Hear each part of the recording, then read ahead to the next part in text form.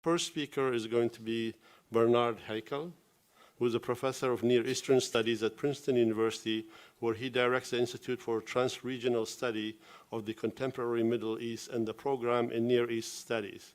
He is a scholar of the Arabian Peninsula, which focuses on Saudi Arabia, the other Gulf cooperation countries, and Yemen. Professor Haykel is the author of Revival and Reform in Islam, and most recently the co-editor of Saudi Arabia in Transition. He has received several prominent awards, including Oxford's Prize Fellowship, the Carnegie Corporation and Guggenheim Fellowships, and the Princeton Old Dominion Professorship. I invite Professor Haykel to present for about 10 minutes, then we will continue. Thank you. Thank you for inviting me. I'd like to thank Fordham and, of course, Karen Greenberg for the invitation. So I lived in Yemen for 2 years in the early 1990s as a Fulbright scholar, and first arrived there in 1990 when it on, I think, August 1st, a day before the Iraqi invasion of Kuwait. And I've followed the country ever since. And it is by far my favorite country in the world. So what I want to talk about are structural features of the country and why I feel extremely pessimistic about the future of the country. So the proximate or immediate causes for the breakdown of the country, I think, have always been with the misgovernance, the bad governance that was led by President Saleh, really from the moment he arrived in power in 1978. This was a man who deliberately did not want to build institutions, constantly leveraged different people against one another, used, for instance, while I was there in the 1990s, the fake and sham claim for democracy promotion to attract Western aid. Then in the 2000s, there was the Al-Qaeda threat, and he claimed that he was fighting Al-Qaeda and shook down the United States very considerably. Most of that weaponry actually and training went to the Republican Guard, which was led by his son. And the US was complicit in this. Very often, if you spoke to US officials or to American officials, they basically said, well, this is the person we have. We don't have alternatives, so we deal with what we have. In fact, the failure of Yemen is in large part due to this man, but also due to a failure of imagination on the part of the West, but more specifically on the part of the GCC and Saudi Arabia. The Saudis and the GCC should have realized decades ago that you cannot have a country with the largest population in Arabia that is demographically exploding with large young people and population, water running out, lack of economic opportunity, bad governance, and that this would eventually end up like a sub-Saharan African country like a Somalia with war breaking out. That this is a country that should have been, whose problems should have been addressed. It should have been incorporated and included in the GCC. The Yemenis should have been allowed to come and work in the GCC countries. So all kinds of things were basically avoided. Big questions were avoided. And this was in part because in Saudi Arabia, the Yemen file was managed by the late Prince Sultan bin Abdulaziz, who was the defense minister. And the Saudi view of Yemen was basically keep it sort of decentralized, keep it sort of stable, but pay different actors, don't really address the core problems of the country.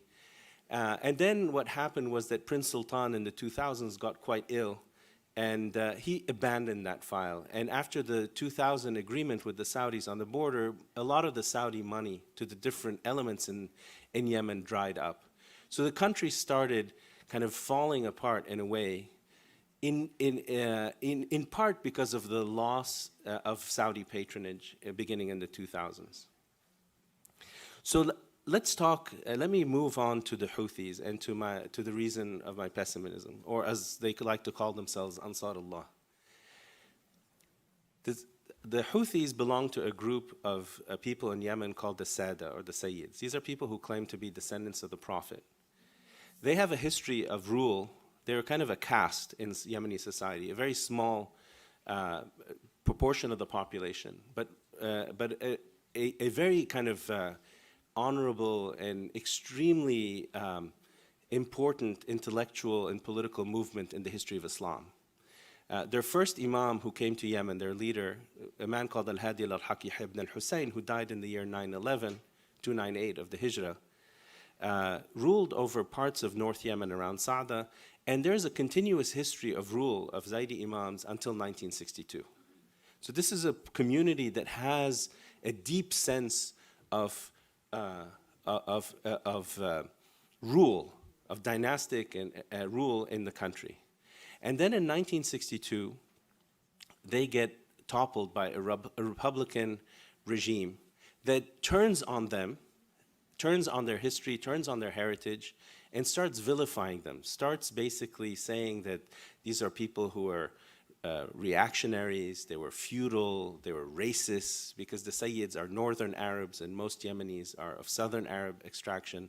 This is the Adnani-Qahtani divide. And so the Sayyids, especially those who are committed to a Zaydi political project, become marginalized, discriminated against. The imamate as an institution is vilified by the Republic. And this is something that the Yemeni Republic pushed very hard in conjunction with Saudi support. The Saudis found a group of Yemenis who were Salafis, like the Saudis, but an indigenous Yemeni group, and they promoted a Salafism against Zaydism with the construction of schools, of what are called the Ma'ahid Ilmiya, scientific institutes, with the building and support and promotion of an important Salafi teaching center in the heartland of the Zaydis. This is in Dammaj, just outside of Sa'da.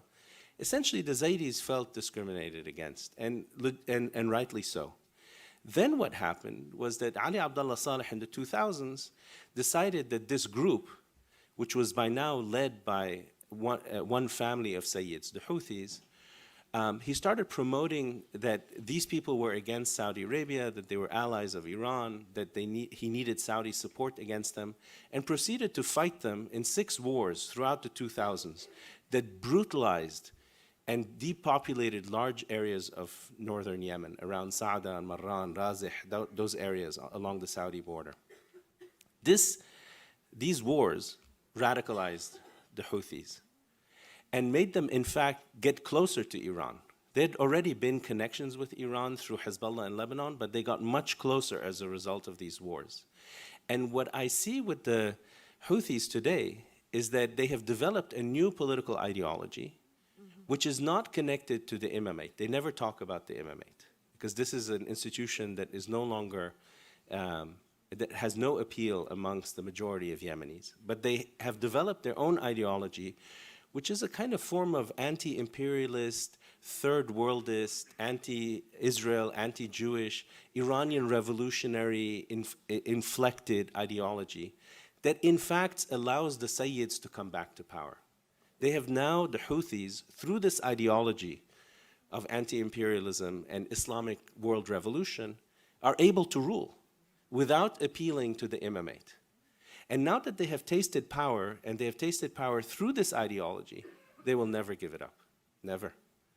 And moreover, they cannot be defeated militarily because they are extremely tough fighters, and any combination of force, Saudi, Emirati, even Yemeni cannot defeat them, because the Houthis are now an incredibly disciplined, well-armed, hard-fighting force that has benefited from the destruction that the Saudis and the Emiratis have created. A lot of the tribesmen have lost men. This ideology is very strong, and they are very strong as a group, even though they're a minority in Yemen. And the Saudis are not going to ever win against them. As a result, my sense is that unless the Saudis and their allies stop the fight and revert to another policy, this war will never end.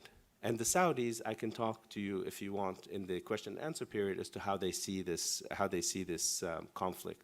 They see it very much as a conflict against Iran, with Iran trying to produce a Hezbollah-like force in Yemen that would threaten them and threaten the Straits of Bab el-Mandeb. Thank you.